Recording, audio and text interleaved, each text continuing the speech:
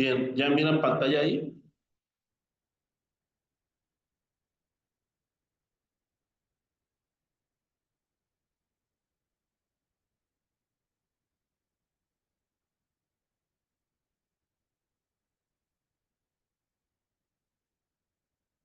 ¿Me escuchan? ¿Me escuchan? Sí, Sí, maestra. sí, profe. Ok, entonces vamos a iniciar con la clase de hoy de oxigenoterapia.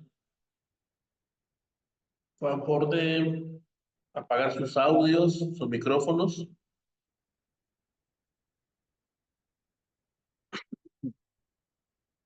Y pues vamos a iniciando. El tema de hoy es oxigenoterapia, que es un tema muy importante que tenemos que saber manejar con mucha delicadeza. Muchas veces creemos que nada más es poner oxígeno y ya no pasa nada. Ya resolvimos el problema y no es así. Para eso tenemos que saber nosotros aprender a manejar el oxígeno para no tener complicaciones en el paciente. Bien, hay algo que se llama oximetría de pulso. Esa oximetría de pulso, nosotros y todos ustedes lo han tomado alguna vez con su oxímetro, ¿verdad? Vamos a hablar de las generalidades. Este oxímetro lo que va a tratar de detectar se llama oxihemoglobina y desoxihemoglobina. La oxihemoglobina es la sangre rica en oxígeno y la desoxihemoglobina es la sangre que carece de oxígeno. Sí tiene oxígeno, pero no en su totalidad.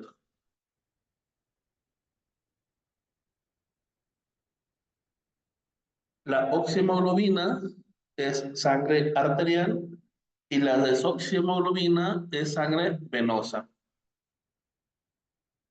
La sangre venosa, recuerden que tiene oxígeno, pero en pocas cantidades. Estamos hablando de alrededor aproximadamente del 75%. Porque luego me escucho comentarios que la sangre venosa no lleva oxígeno y es totalmente erróneo. Sí lleva oxígeno. Van no las concentraciones como lo lleva la sangre arterial, que es el 97%.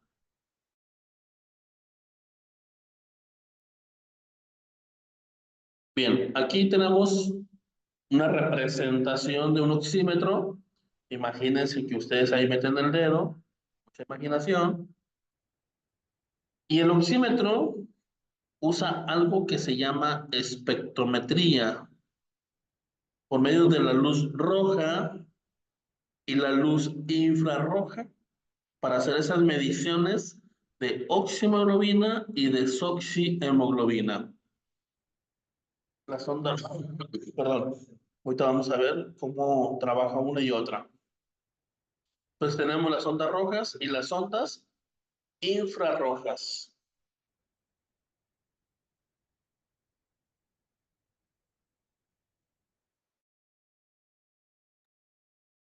Volvemos a la hemoglobina. Recuerden que la hemoglobina es una proteína que lleva el eritrocito para transporte de oxígeno. ¿A dónde va a transportar ese oxígeno? A la célula, a cada célula del cuerpo, específicamente a la mitocondria.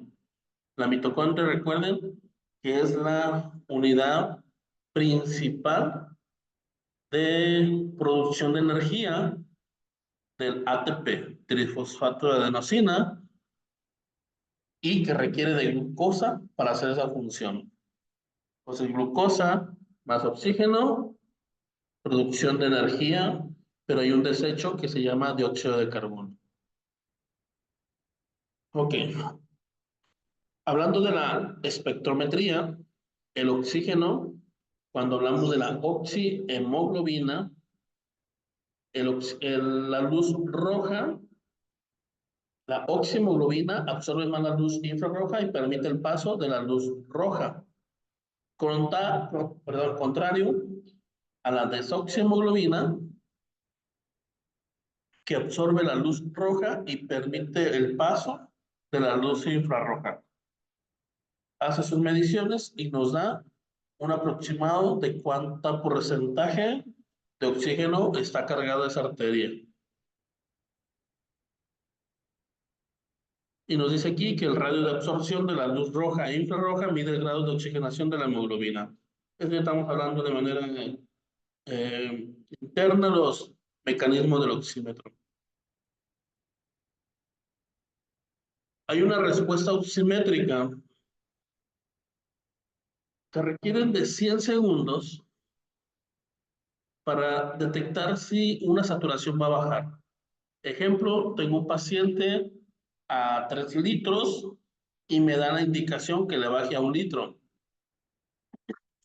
Perdón. Tengo que esperar al menos 100 segundos para poder yo tener una respuesta oximétrica real. Si yo de 3 litros le bajo a 1 y solamente me espero 10 segundos, no bajó, se mantuvo bien, quito el oxígeno, pero resulta que después de unos segundos más o 1 minuto o 2, el paciente empieza a desaturar.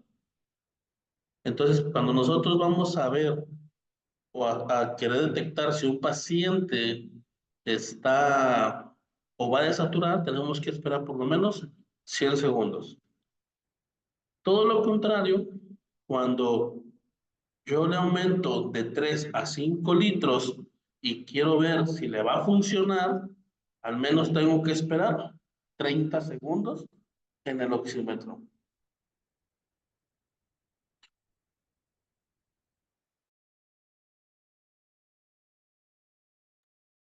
Ok, entonces, si yo quiero saber si mi paciente va a desaturar, tengo que esperar por lo menos 100 segundos, o si va a saturar, tengo que esperar por lo menos 30 segundos.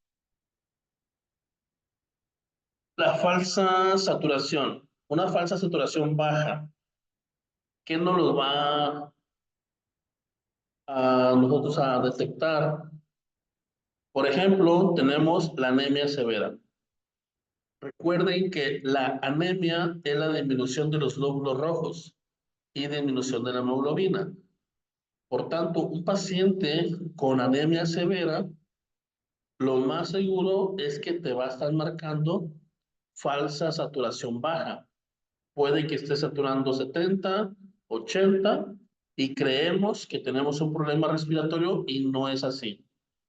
Como no hay suficientes eritrocitos, no hay hemoglobina, no hay presencia de oxígeno, pues entonces el oxímetro no va a detectar por medio de la espectrometría esas mediciones que hace. Entonces la anemia severa nos puede dar una falsa saturación baja. El color de la piel oscura, nos puede dar una falsa saturación. Está saturando 80, pero resulta que es de piel oscura, no aplica, no se confíen. La luz ambiental, sobre todo que sea muy blanca, o la fototerapia en los pacientes neonatales que están con fototerapia, nos puede alterar el oxímetro. Por eso hay oxímetros que tiene a los costados como unas lengüetitas que ayudan a que no pase la luz. No sé si alguien de ustedes tenga un oxímetro que por los lados tenga unas cortinitas, por así decir, o unas lengüetas que impiden que pase la luz. La resonancia magnética, si ustedes pasan a un paciente de resonancia magnética y ese oxímetro no está capacitado, no tiene la capacidad para soportar el magnetismo, va a alterar las funciones. Me preguntan en el chat, ¿cómo podríamos reconocer un paciente anemia severa? Pues para empezar, un paciente con anemia severa se ve totalmente pálido. Siempre cuando ven un paciente pálido hay que pensar en anemia y más si ya conocemos que tiene un problema ya de base de salud de esa enfermedad. Entonces, un paciente pálido nos va a dar sospecha de anemia. ¿Por qué? Porque no hay suficiente eritrocitos. Y recuerden, eritro significa rojo. citocélula, células rojas. Y ese color rojo se lo da la hemoglobina. En realidad, el eritrocito es color ámbar, pero con la hemoglobina se vuelve rojo. Entonces, en ausencia de ese color rojo, entonces los pacientes se van a ver pálidos. No sé si aclaré tu pregunta, María del Carmen. Dice otra pregunta, ¿no se confunde con el padecimiento del hígado, pancreatitis? Pues en la cuestión del hígado, recuerden que los pacientes se ponen ictéricos, no es lo mismo que pálido. Entonces ahí hay una gran diferencia entre palidez y la ictericia. Ok, continuamos. El esmalte de uñas, el color negro, el verde y el azul son los tres principales colores que van a alterar la espectrometría del oxímetro. Esos colores, por ejemplo, a mí me llegan pacientes que traen uñas rojas, amarillas, otros colores que no sean estos, no les veo tanto problema, pero si me llegan con uñas negras, sí debo de despintarla para poder tener una certeza de esa oximetría.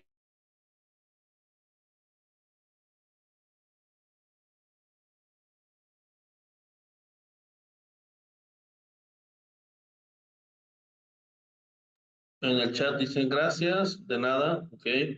Entonces, el esmalte de uñas. En una ocasión se hizo una prueba con guantes. Bueno, fue guante blanco, fueron hasta 20 guantes blancos cuando ya dejó de marcar el oxímetro. Una compañera se puso los guantes y hasta el 20 dejó de marcar. Y se puso un guante azul, inmediatamente no marcó ya nada el oxímetro, con un solo guante. Pues no se diga el negro. El verde pues no teníamos para probarlo. Pero sí, el guante blanco, fueron 20 guantes en una sola mano, hasta el 20 dejó de marcar el oxímetro. Sin embargo, el azul fue rápido. Ok, los sitios de colocación del sensor se pueden poner, sobre todo en niños, en los dedos de las manos o pies, en el pabellón auricular, en la nariz, en las palmas, las plantas, la muñeca, la lengua, el pene y la nariz.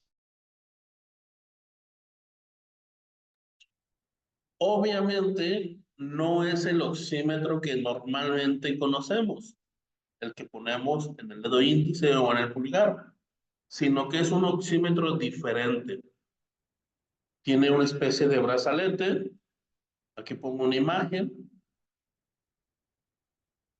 Aquí en esta imagen vemos que es muy diferente el oxímetro al oxímetro tradicional que conocemos. Ese se puede colocar en diferentes sitios. Obviamente lo más usado son los dedos, muñecas, palmas o la planta del pie. Pero como ya vimos en la presentación pasada, podemos ponerlo en más lugares.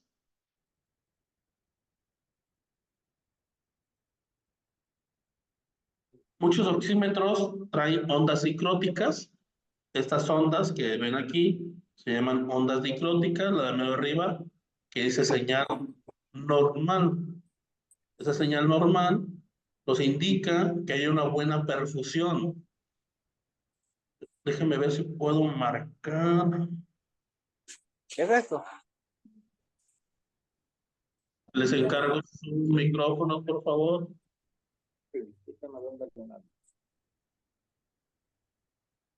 Ok. Les encargo sus micrófonos, por favor, que no los activen a menos de que quieran hacer alguna observación, alguna pregunta, con todo gusto. Ok. Bien. Entonces tenemos la parte superior, tenemos una señal normal, donde hay una buena perfusión. Esa perfusión, bueno, esa onda que está bien marcada, nos indica que la presión arterial está dentro de lo normal, hay un buen índice de perfusión. Aquí se lo estoy marcando. Hay un buen índice de perfusión, hay una buena onda dicrótica.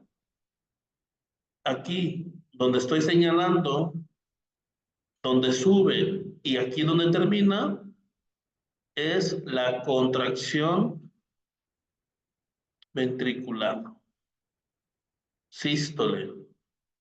Y esta pequeña onda dicrótica es el cierre de la arteria aorta y al finalizar es la relajación o dilatación, la diástole.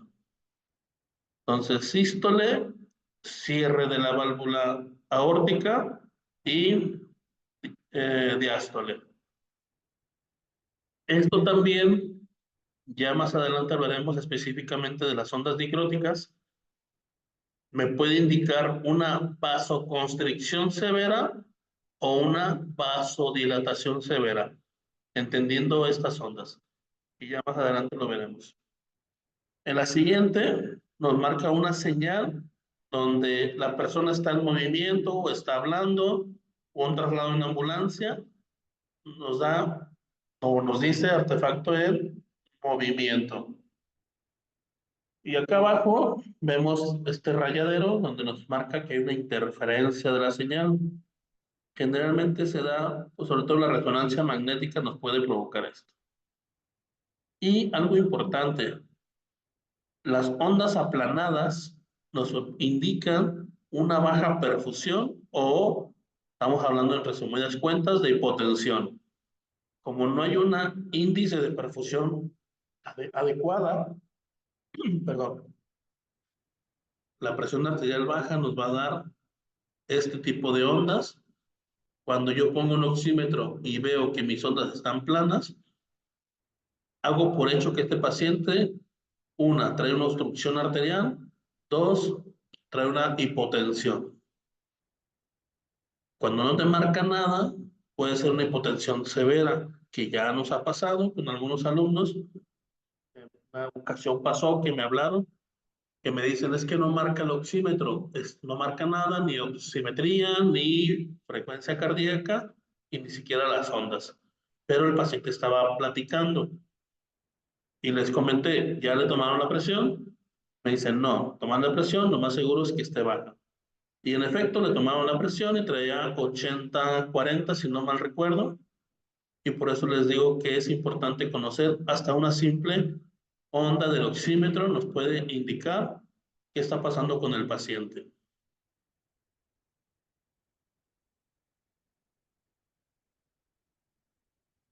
Me preguntan que cómo se llama la zona plana. Se llama onda dicrótica, el cierre de la aorta, de la válvula aórtica.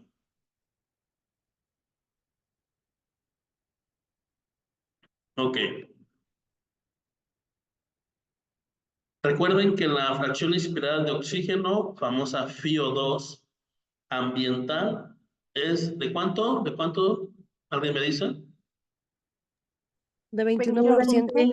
21. Ok. Del 21%. En realidad, no es el 21, es el 20, el 20.8 que nos marca los explosímetros, pero lo redondean a 21. Ok. Dentro de la oximetría de pulso, tenemos unas cifras, la cifra normal del 94 a 99,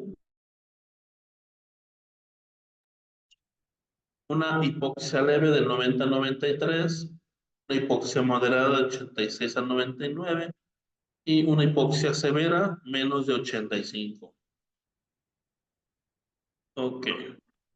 En algunas ocasiones me han preguntado por qué nunca pongo el 100. Yo que sé de ventilación mecánica, no sugerimos que el paciente esté en 100 porque es señal de que estamos nosotros hiperoxigenando al paciente Y el hecho de hiperoxigenar al paciente, nosotros podemos provocar alteraciones de los gases arteriales. Por eso hay que poner un oxígeno suplementario a que no pasa de 99. Ok. Cuando yo hablo de oxigenoterapia, recuerden que yo voy a proporcionar el oxígeno a dosis respuesta. No me voy a ir a las grandes ligas a poner oxígeno al por mayor, porque nosotros podemos alterar los gases arteriales y podemos complicar más. Por ejemplo, aquí me dice los pacientes con cardiopatías, problemas del corazón. A un paciente que yo le pongo mucho oxígeno, cardiópata, podemos complicar su problema, porque el hecho de aumentar el oxígeno, disminuimos el dióxido de carbono y provocamos algo que se llama vasoconstricción. Por eso, la guía de práctica clínica en pacientes infartados nos dice que si el paciente oxigena 90 o más, no le pongas oxígeno. Si el paciente está menos de 90, o sea, 89 para abajo, puedes poner oxígeno, pero que la meta sea recuperar a un 90, 92 máximo. ¿Por qué? Por ese principio que les menciono. Yo le pongo oxígeno, me llega el paciente con datos de infarto, está saturando 94, el paciente trae disnea, taquipnea, y lo primero que pienso es, ponle oxígeno. Está saturando 94, yo le pongo oxígeno, sube a 99 y ustedes dicen, wow, qué padre, lo tengo súper saturando bien. No, ¿qué error están haciendo? Porque están disminuyendo el dióxido de carbono, están haciendo vasoconstricción y están empeorando el proceso isquémico. Eso te va a llevar a una necrosis después de un tiempo prolongado. Por eso, lea la guía de práctica clínica de infartos para que vean que el oxígeno no se debe de poner si satura más del 90%. En accidente cerebrovascular hay dos tipos, el EBC hemorrágico y el isquémico. Vamos al isquémico. Isquemia, recuerden que es la obstrucción o la disminución del flujo sanguíneo. Volvemos al principio del infartado. Si yo le pongo oxígeno a un paciente que tiene un evento vascular cerebral, está saturando bien, le pongo oxígeno porque creo que le va a ayudar más, lo vas a empeorar porque te va a provocar vasoconstricción y de por sí ya trae una obstrucción, se va a obstruir más. Ok. ¿Qué pasa con todo lo contrario? El paciente está desaturando 85, 80 y no le puse oxígeno. Eso va a provocar que el dióxido de carbono se acumule en la sangre y provoca vasodilatación. Y si trae un evento vascular hemorrágico y yo le abro la arteria, la vena, pues le voy a provocar más sangrado. Nada más por no haberle puesto oxígeno. Entonces, tener un estándar que un paciente no esté sobresaturando o en hipoxia.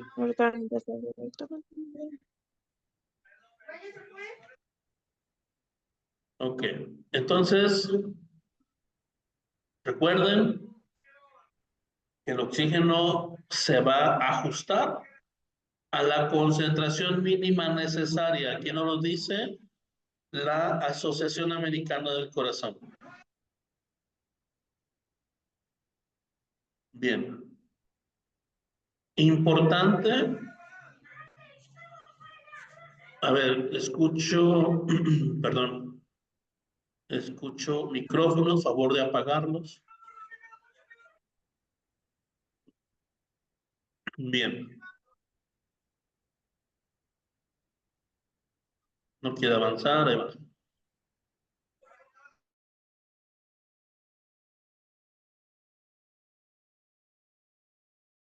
Hola, hola, ¿me escuchan? ¿Me escuchan?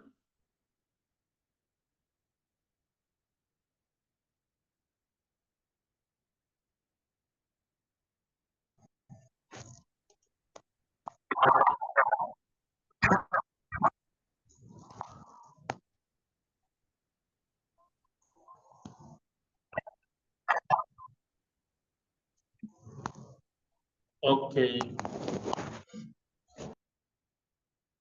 A ver, ¿ahorita me escuchan bien o no?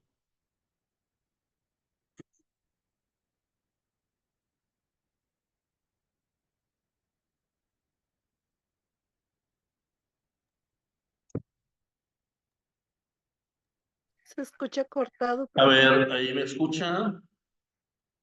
como un robot. Se escucha cortado.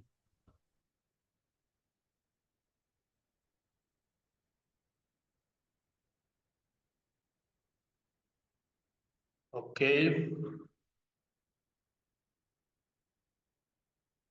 Déjeme, vuelvo a entrar.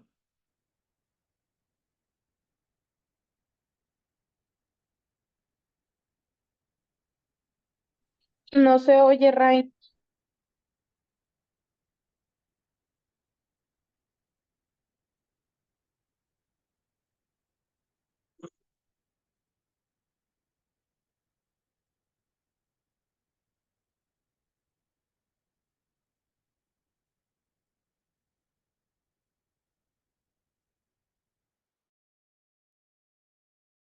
A ver, ahí cómo me escuchan.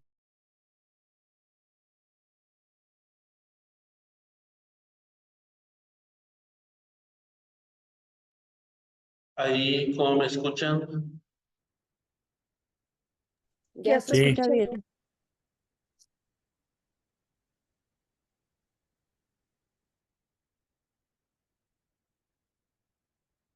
Ok.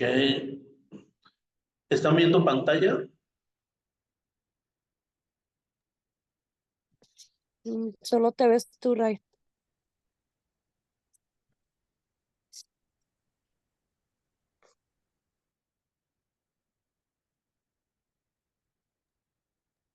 Listo, ya se ve. A ver, ahí, Ahí ya se ahí se ve, ve Ray. pantalla. Sí,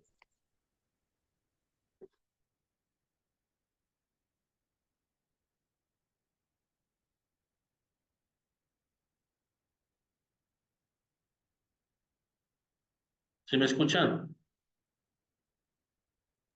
sí, profe, sí Sí, sí se escucha. se ve bien. Ok. Va. Bueno, nos quedamos aquí. Vamos a hablar de las, perdón, puntillas nasales, mascarilla facial simple de oxígeno y mascarilla con bolsa reservorio y el famoso BBM, bolsa válvula mascarilla, conocido como AMU, ¿verdad? Ok, las puntas nasales son de bajo flujo, nos van a dar un aporte del 24% hasta el 44%. Los estudios de la AJA nos dicen que cada litro aumenta en un promedio del 4%, cada litro que aumenta. Las puntillas nasales, recuerden que la FIO2 es del 21%, permítanme.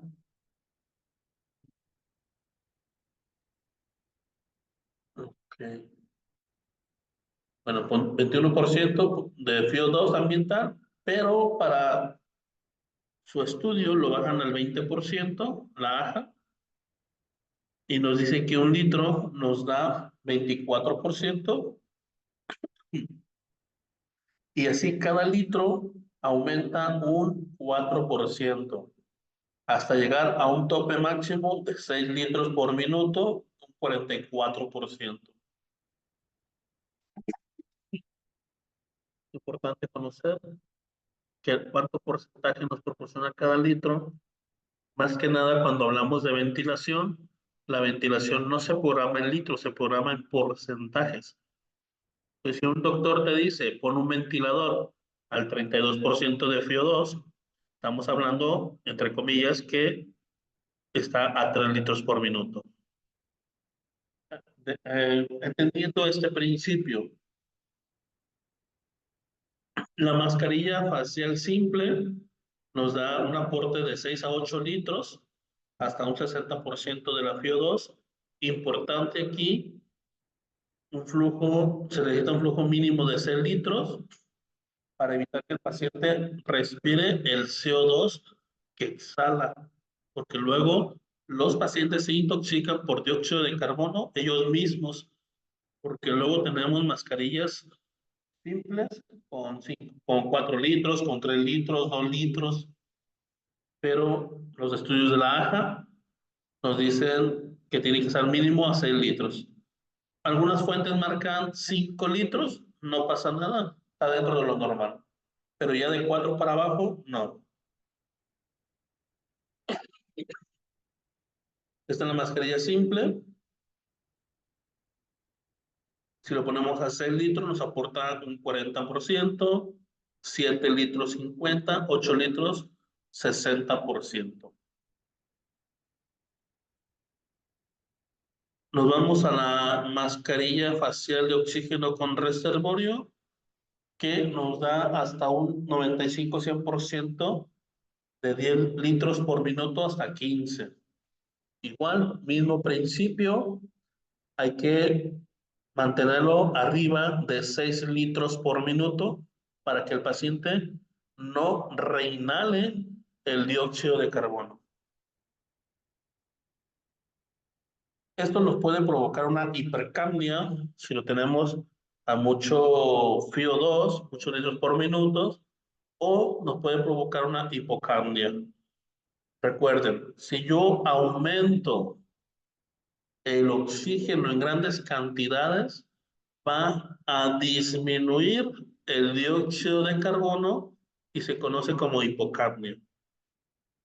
Si yo le pongo poco oxígeno de lo que requiere el paciente, reinhala su dióxido de carbono y se conoce como hipercapnia, aumento de la concentración de dióxido de carbono. Por eso es importante seguir los lineamientos que el fabricante y los estudios nos han arrojado. También es importante ver que el paciente tenga una buena amplexión, perdón, y una buena amplexación. La amplexión es la expansión torácica antero-posterior y la amplexación es la expansión torácica bilateral. ¿Sale? Bien. La bolsa válvula mascarilla, famoso ambú, que luego le conocen así, pero es bolsa válvula mascarilla, se requiere de grandes cantidades de oxígeno, de 10 litros para arriba. Nos da hasta el 100% también. Para esto requerimos de que el paciente no tenga respiración o que tenga frecuencias respiratorias muy altas, que no estén saturando bien, pero si ustedes ventilan a un paciente que tiene una frecuencia respiratoria, un adulto de 35 y está en hipoxia, lo puedes ventilar, pero siempre y cuando vayas al mismo ritmo de las ventilaciones del paciente, para no estar luchando con ese paciente. Es nada más darle aporte. Entonces recuerden, paciente en paro respiratorio o paro respiratorio inducido por fármacos cuando van a intubar, o taquipneas, pero siguiendo el mismo ritmo del paciente. Frecuencias respiratorias mayores de 30 a 35. Y este es el bolsa válvula mascarilla. Y tenemos desde el neonatal, pediátrico, adulto. Este requiere de 10 a 15 litros por minuto y nos aporta del 95 al 100%. Y más adelante vamos a hablar del manejo de la vía aérea y la buena ventilación, donde vamos a ver que estos dispositivos les hace falta unos aditamentos extras.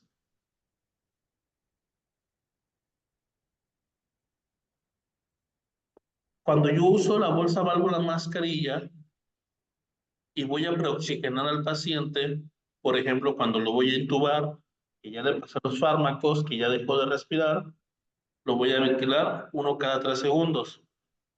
O está en paro respiratorio por alguna enfermedad, 1 cada 3 segundos para preoxigenar.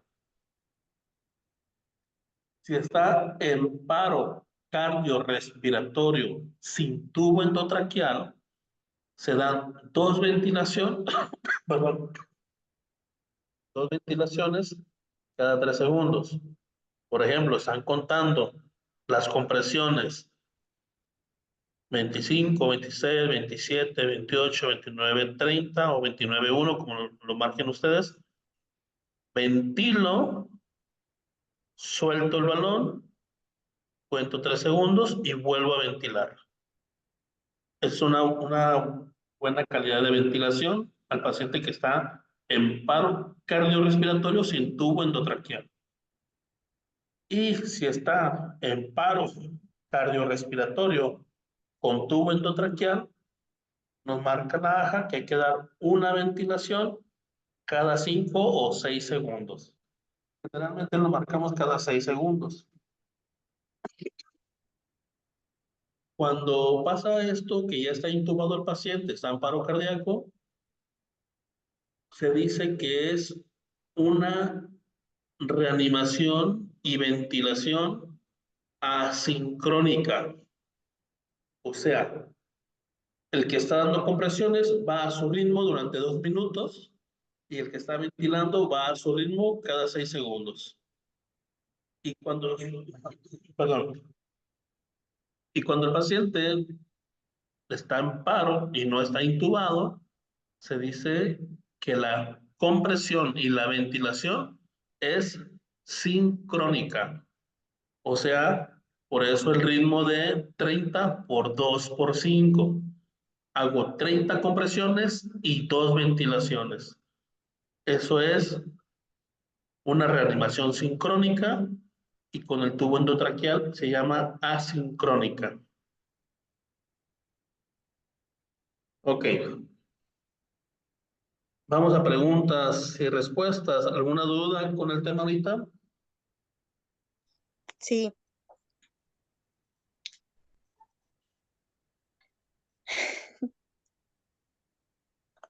Así Yo que, tengo duda, profe. Bueno, todos que cuando pasó lo que se cortó, se trabó, no escuchamos bien lo que era de la isquemia y la hemorragia, la explicación. de lo que era, de Más lo que que nada era, para si lo pudiera repetir. ¿en qué parte, perdón? Cuando estaba dando el ejemplo de la isquemia y del hemorrágico, cuando se empezó a cortar. Del EBC. Sí, Ok. Yo les comentaba que en un paciente, y me regreso a la presentación, en un paciente con evento vascular cerebral, no sabemos nosotros si fue hemorrágico o si fue isquémico, ¿vale? Sabemos que por Cincinnati, si nos dio positivo la tríada 1 o 3, desviación de la comisura labial, disminución de la fuerza unilateral o bilateral y que no articula palabra, podemos sospechar de un EBC. Pero nosotros dentro del EBC no sabemos si fue hemorrágico o si fue isquémico. Para eso se ocupa una tomografía, una resonancia que nos dé el diagnóstico. Pero les explicaba que, por ejemplo, si fue un EBC isquémico, o sea, Un coágulo está obstruyendo una arteria. O también puede ser una vena. Ok. Principalmente es una arteria. Está obstruido, ¿eh? Eso es un infarto. Un infarto cerebral. Infarto significa taponamiento. Ok. La arteria está tapada. Puede ser parcial o total. Vamos a poner el ejemplo que sea parcial. Un 50% obstruida la arteria cerebral. Si tú le pones mucho oxígeno a un paciente que no requiere oxígeno, le vas a disminuir, perdón, le vas a disminuir el dióxido de carbono. Se llama hipocapnia. Al disminuir el dióxido de carbono, vas a provocar vasoconstricción. Vas a provocar que las arterias se cierren, las venas se cierren. Y de por sí ya tenía un 50% obstruido, puede que tú le aumentes al 75% de obstrucción o quizás el 100%. Todo lo contrario, no le pones oxígeno, el paciente requería de oxígeno, entonces el dióxido de carbono se empieza a acumular y se llama hipercapnia, aumento del dióxido de carbono. Eso te va a provocar una vasodilatación. Y es hemorrágico y tú lo haces, le provocas vasodilatación, le vas a aumentar el daño. Por eso la importancia de que manejen el oxígeno con cuidado y todavía sin saber un diagnóstico. Si el paciente está saturando 94 o más, no le pongan oxígeno. Si el paciente está desaturando 90, 92, ponle 1 litro, 2 litros, pero no lo sobrecarguen de oxígeno y tampoco lo dejen bajo de oxígeno. Tienen que buscar una media de 92 a 94 hasta no resolver la causa. No sé si respondía a tu pregunta. Sí, gracias. ¿Alguien más con alguna duda sobre oxigenoterapia?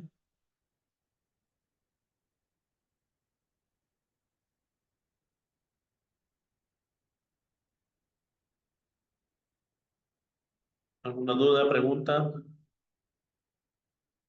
Bueno, damos un pequeño repaso rápido general. Igual, bueno, quiero pensar que se está grabando esta cosa porque con eso que se trabó. Déjeme verificarlo. Creo que sí está grabando. Ok.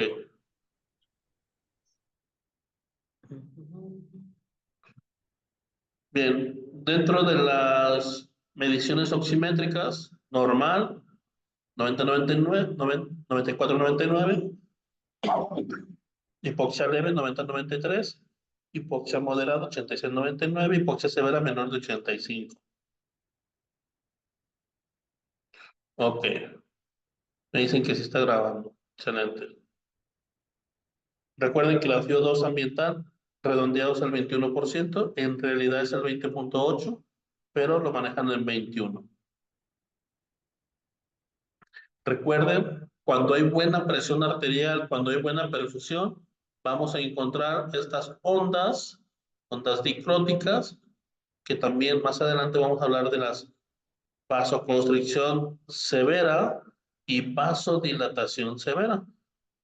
Esto nos puede ayudar en que tenemos alta concentración de dióxido de carbono o baja concentración de dióxido de carbono, con las puras ondas.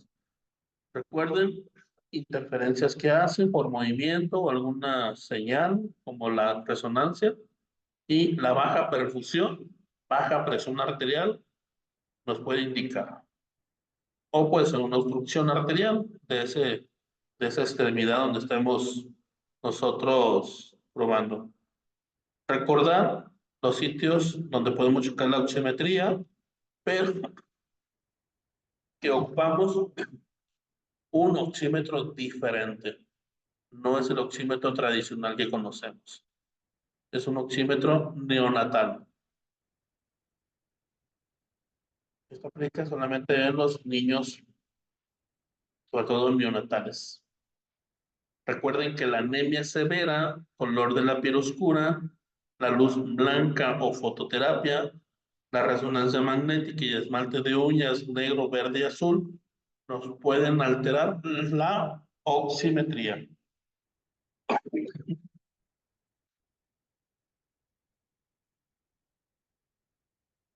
Recuerden la respuesta oximétrica.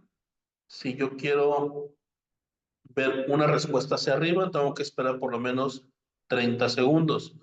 Si quiero ver una respuesta de hipoxia hacia abajo, si va a desaturar mi paciente o no, tengo que esperar por lo menos 100 segundos. Por lo menos. Ya si lo dejan más tiempo, pues bueno. Recuerden que el oxímetro trabaja por espectrometría. La luz, perdón, la oxihemoglobina absorbe la luz infrarroja y permite el paso de la luz roja. Desoxihemoglobina absorbe la luz roja y permite el paso de la luz infrarroja. Ah, caray.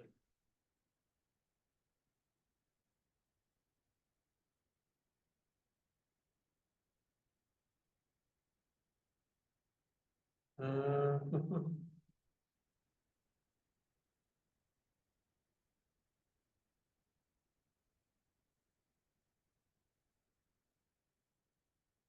¿me escuchan? Sí, No sé Sí, qué Ray. pasó. Sí, No sé profe. qué pasó con la presentación.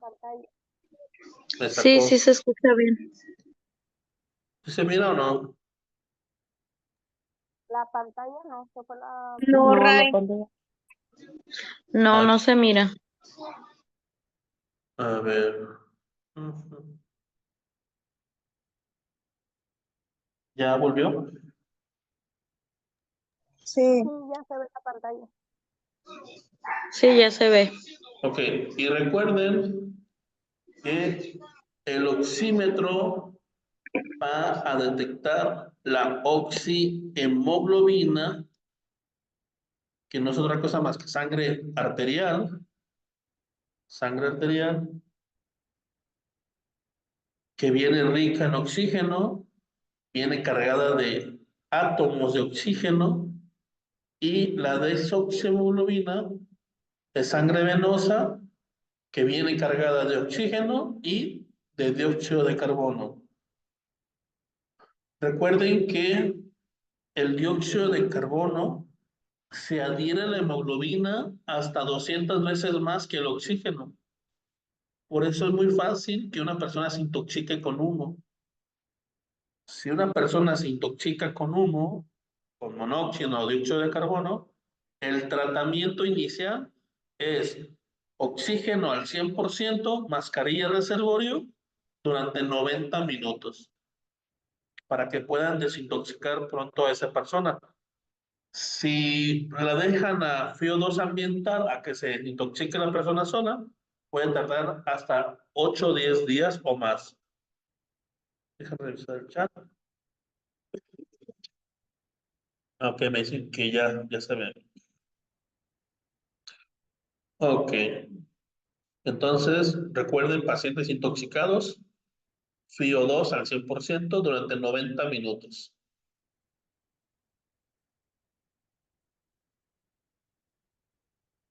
La espectrometría, que es luz roja y luz infrarroja. Y bueno, aquí ya el oxímetro se encarga de manera interna de hacer esas mediciones. 100 segundos si quiero que mi paciente, yo ver si mi paciente va a desaturar, o 30 segundos mínimo si quiero ver que mi paciente va a saturar. Eso ya lo platicamos. Esos tres colores pueden hacer pruebas, pónganse esmaltes y van a ver el resultado. El oxímetro para poder poner en diferentes zonas que ya platicábamos en neonatos. Las interferencias, luego hablamos de las ondas dicróticas. Y lo importante aquí es esto. Administración de oxígeno complementario se debe de ajustar a la concentración mínima necesaria para mantener un nivel de saturación de oxígeno mayor a 94. No se casen que un paciente que siente que le falta el aire y satura 94 le falta oxígeno. No. Trae dificultad respiratoria. Puede ser por dolor, puede ser por estrés, puede ser por crisis de ansiedad, pero una cosa es la dificultad respiratoria y otra cosa es la insuficiencia respiratoria.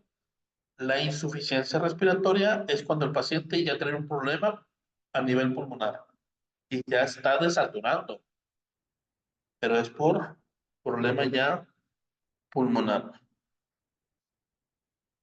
Las puntillas nasales, máximo 6 litros. De hecho, me he encontrado pacientes que tienen puntillas nasales a 10 litros. Eso no les sirve de nada ya. No tiene capacidad la puntilla nasal de más. La mascarilla simple, recuerden, un mínimo de 5 litros, pero no menos de 4, porque va a reinhalar el dióxido de carbono. Recuerden que las mascarillas reservorios pueden ser muy buenas, pero también muy perjudicial. Si la tenemos a altos flujos, nos va a provocar hipocapnia, y si la tenemos a bajos flujos, nos va a provocar hipercapnia. Me sube el dióxido de carbono, vasodilatación. Me baja el dióxido de carbono, vasoconstricción. Revisar importante que el paciente pueda mover bien su caja torácica, anteroposterior ampliación y bilateral amplexación. Y el BBM, paciente en paro respiratorio inducido por fármacos para intubar, o frecuencias cardíacas mayor de 30 a 35, pero siguiendo el ritmo del paciente, para no estar luchando con el paciente.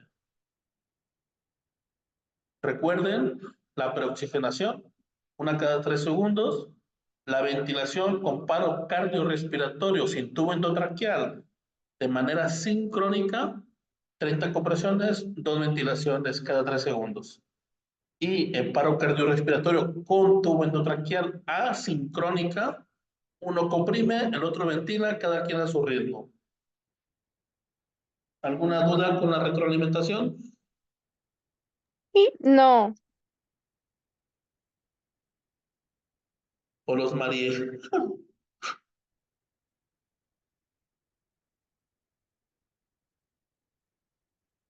A ver. Bien, a ver.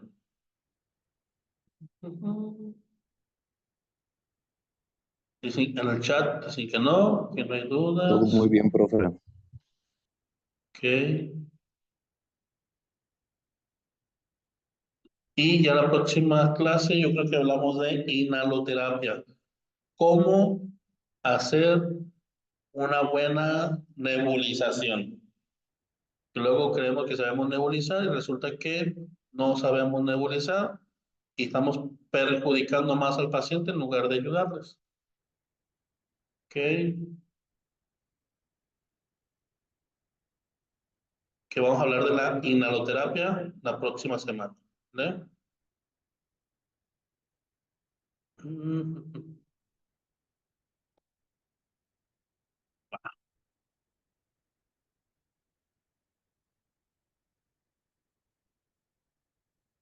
Ok.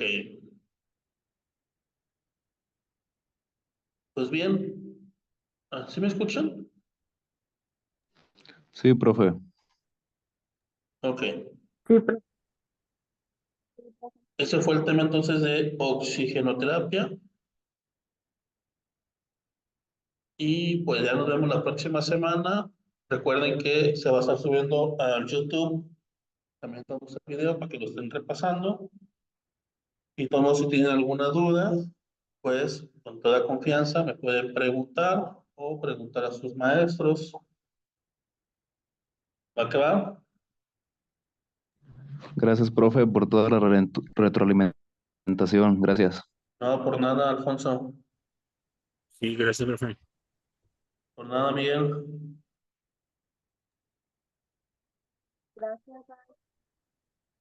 Por nada, en el chat están escribiendo. Por nada. Saludos. Gracias, Alondra Barajas.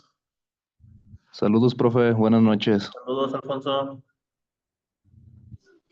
Muchas gracias, maestro. Buenas noches. Buenas noches. ¿Quién es?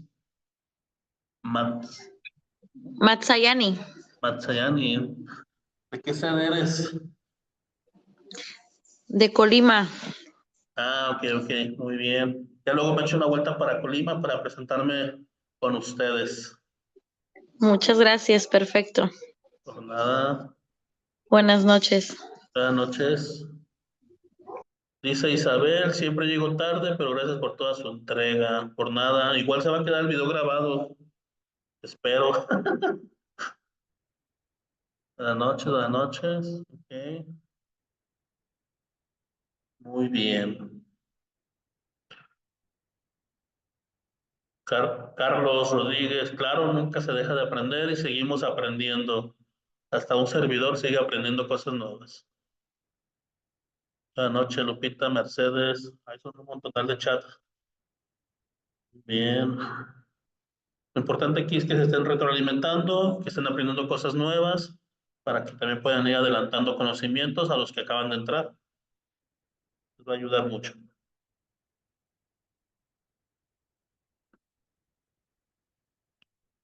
Buenas noches, Javier. Buenas noches, iPhone María del Refugio. Lupita Espinosa, por nada. Nada que agradecer. Ya saben que lo hago con gusto, me gusta lo que hago.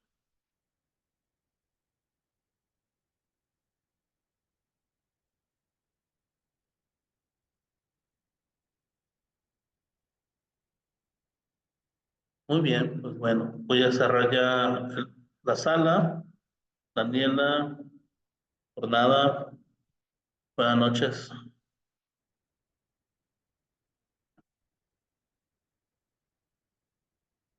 Gracias por su tiempo también. Que aunque sepan que está grabado, están aquí. Muchas gracias.